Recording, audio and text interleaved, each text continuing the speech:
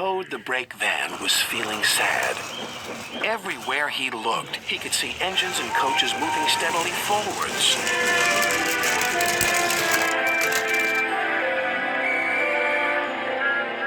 They all looked confident and cheerful.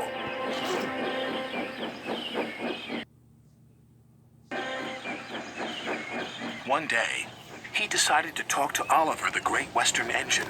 I'm always going backwards, Mr. Oliver. I have forward-thinking views. I could be a leader, if you know what I mean. You can't be a leader without a train to follow. You don't have a train, Gordon said.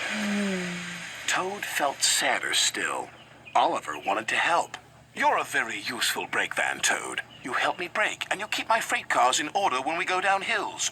I know, Mr. Oliver, but it would be so exciting to go forwards for a change instead of always seeing things sliding away from me.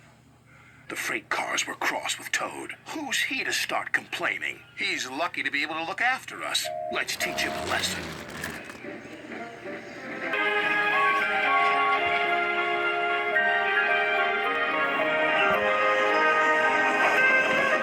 The freight cars decided to carry out their plan when they reached Gordon's Hill. When they were nearly at the top, they played their tricks. Ready, steady, go!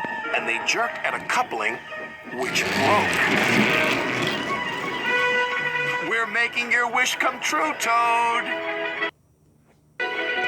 Follow the leader, yelled the freight cars.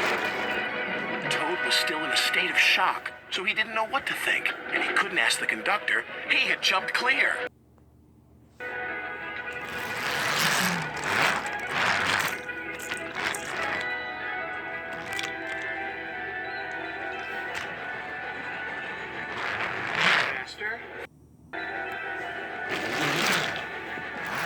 Faster, faster, as fast as you want. Suddenly, Toad found it fun, but the fun was soon over. A crossing lay ahead and the gates were closed. Toad couldn't stop.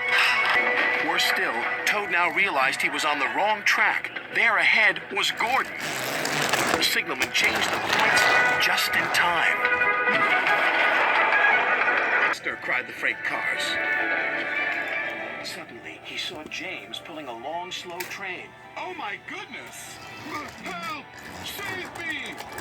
A quick-thinking chauffeur did, just in time. What was that? Exclaimed James. We'll send him into the sidings. Help! Help! Called Toad again. Toad saw some buffers. Those will stop me! But the points to the buffers weren't set. Points to the buffers weren't set. No! I'm back on the main line! Meanwhile, Oliver was racing to the rescue.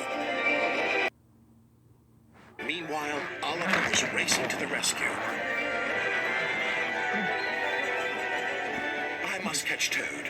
I must. Toad sped past Henry. More danger lay ahead. Men were working on a bridge, but they had been warned about the runaway Toad and his freight cars. They diverted him onto old sidings, straight into a muddy pool.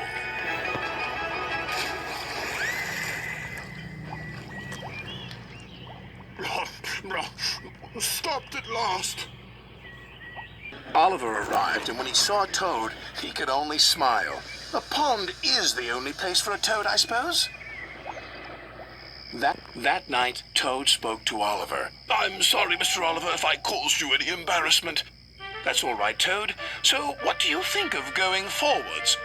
It was fun, decided Toad, but from now on I'll be happy to look forward to the future, busy going backwards, so to speak.